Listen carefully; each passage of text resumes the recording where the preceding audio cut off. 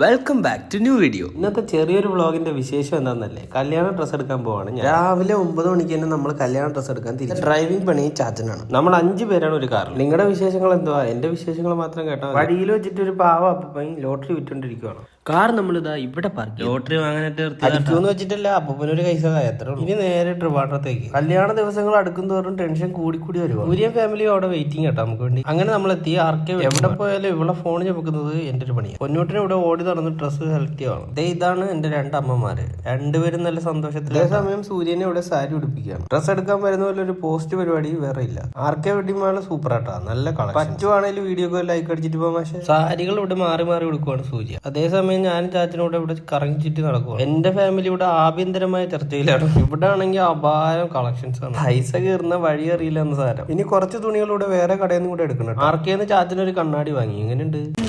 650 രൂപയ്ക്കുള്ള തുണി ഇവിടെ 350 രൂപ. അമ്മ വേറെ കളർ വേണമെങ്കിൽ പറഞ്ഞു.